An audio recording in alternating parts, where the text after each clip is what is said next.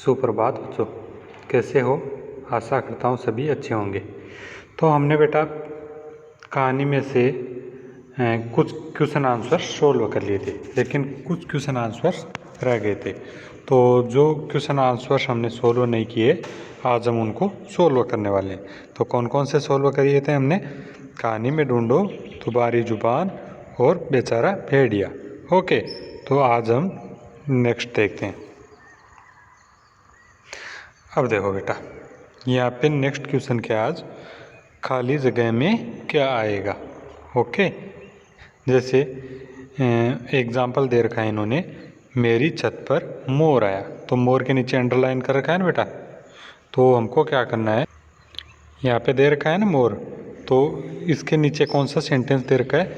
मेरी छत पर मोरनी आई। तो मोर का अपोजिट हो गया ना बेटा, मोरनी। मोर मोरनी। तो यहाँ पे क्या लिख रखा है? मोर मोरनी की तरह लिखे गए शब्दों के भी रूप बदलो। हमको बदलना है। जैसे इसने मोर का मोरनी बनाया, तो हमको कैसे बनाना है? औरत का क्या होगा? आदमी। शेर का शेरनी। बच्चा का बच्ची। घोड़ा का घोड़ी। मछुआरा का मछुआराइन। राजा का रानी। ओके, तो चलो मैं आपको दिखाता हूँ। ये देखो बेटा, यहाँ पे देखो, औरत का क्या लिखा है इसने? आदमी। आपको भी औरत का क्या, औरत के सामने क्या लिखना है? आदमी। शेर के सामने क्या लिखना है? शेरनी। बच्चा के सामने बच्ची। घोड़ा के सामने घोड़ी। मछुआरा के सामने मछुआरन। राजा के सामने रानी। ओके बच्चों, तो अब नेक्स्ट क्वेश्चंस देखते हैं। मैं नहीं जाऊंगा। इसमें क्या है बेटा? ये एक छोटी एक्टिविटी है जिसमें हमको अपनी तरफ से सोच के कुछ लिखना है। जैसे शेर ने बित्तों को राक्षसनी समझ लिया। वह खेत में नहीं जाना चाहता था, पर भेड़िए के समझाने पर वह राजी हो गया। सोचो, शेर और भेड़िए के बीच क्या बातचीत हुई होगी। अभी देखो, यहाँ पे शेर के सामने लिख रखा है, भेड़िया तुम क्यों हंस रहे हो। लेकिन भेड़िया, महाराज वह तो, ये देखो यहाँ पे खाली स्थान लिख दिया ना बेटा। तो हमको क्या करना है, ये जो खाली स्थान है इसको कैसे भरना है वो बताना है। ओके, तो चलो देखते हैं। तो बेटा हमको खाली स्थान पे इस प्रकार से भरना है। जैसे ये वाला लिखना है पूरा। शेर, भेड़िए तुम क्यों हंस रहे हो। तो भेड़िया क्या बोलता है? महाराज वह तो एक औरत थी। शेर, नहीं नहीं, वह सचमुच राक्षसी थी। तो मैंने अपनी आंखों से देखा है। महाराज वह तो बित्तो नामक एक औरत थी। ये कौन बोलता है? भेड़िया, जिसे आपने राक्षसी समझ लिया। तो शेर क्या कहता है? तुम सच कह रहे हो। तो भेड़िया क्या बोलता है? हाँ महाराज, मैं ठीक कह रहा हूँ, आप मेरे साथ चले। शेर, ठीक है, लेकिन तुम अपनी पूंछ से मेरी पूंछ बांध लो। तो इस प्रकार से आपको जो खाली स्थान है बेटा उसमें लिखना है। तो अब करते हैं नेक्स्ट क्वेश्चंस। जैसे बोलो तुम क्या सोचती हो। तो यहाँ पे क्या है, कुछ क्वेश्चंस है जिनके बारे में हम देखेंगे। जैसे भेड़िए ने शेर को बोले महाराज क्यों कहा। क्या शेर सचमुच बोला था? सचमुच बोला था क्या बेटा? देखते हैं। तो इसका आंसर क्या होगा बेटा? शेर सचमुच बोला ही था। कैसे? देखो, शेर ने किसान की पत्नी को राक्षसी समझ लिया था, इसलिए शेर बोला था। तो शेर कैसा था? बोला। वह भूल गया कि एक मनुष्य की पत्नी राक्षसी नहीं हो सकती। यदि वह राक्षसी होती तो सबसे पहले पति वह बेल को ही खा जाती। लेकिन ये बात कौन नहीं समझ पाया? शेर। तो शेर सचमुच में बोला था। तो अब नेक्स्ट क्वेश्चन देखते हैं। नेक्स्ट क्वेश्चन क्या है? शेर ने भेड़िए के पूंछ के साथ अपनी पूंछ क्यों बांध ली। तो चलो देखते हैं। तो इसका आंसर क्या होगा? शेर ने डर के कारण अपनी पूंछ भेड़िए की पूंछ से बांध दी, ताकि भेड़िया उसे छोड़कर भाग न जाए और राक्षसी उसे खा न जाए। तो अपनी सुरक्षा के लिए शेर ने भेड़िए की पूंछ अपनी पूंछ से बांध ली थी। ओके, नेक्स्ट क्वेश्चन क्या है?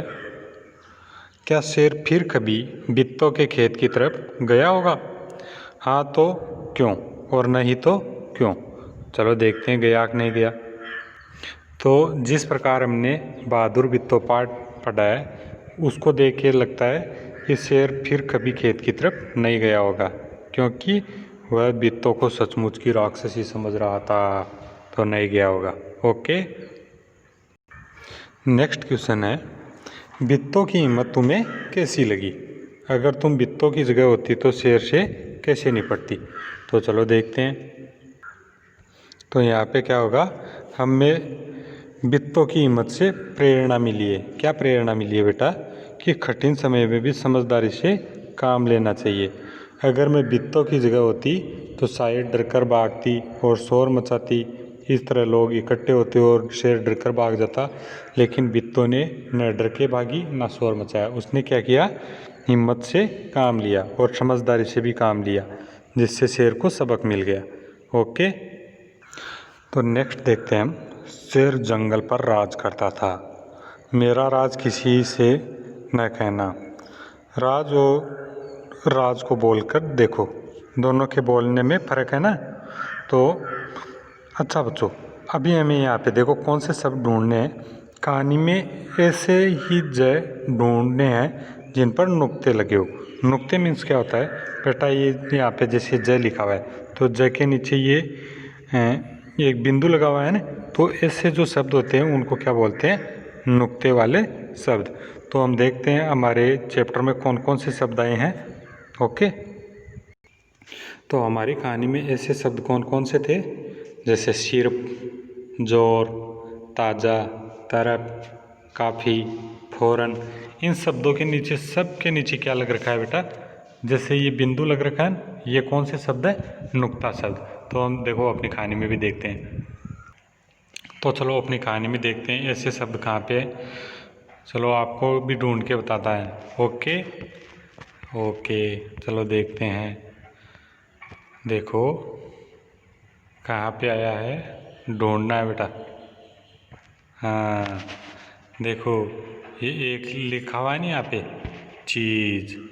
तो एक तो यहाँ पे है ना बेटा, एक देखो यहाँ पे फ़ौरन लिखा हुआ है। यहाँ देखो फ़ौरन के नीचे क्या नुक्ता है ना। हाँ, तो चलो देखते हैं और भी देखते हैं कौन से। चलो ढूंढो बेटा, देखो और कौन से शब्द थे? सिर्फ,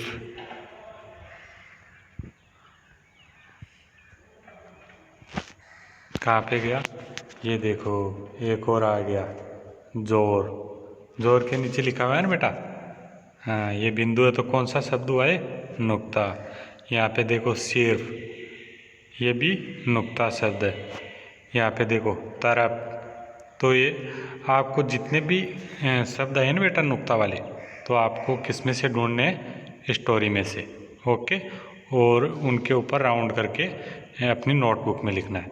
ओके, तो नेक्स्ट क्वेश्चन देखते हैं। अब अपने मन से सोचकर जय पर लगे नुक्ते वाले 5 शब्द लिखो। अब आपको अपने मन से 5 ऐसे शब्द लिखने हैं जिनमें जय पे नुक्ता लगाओ। ओके।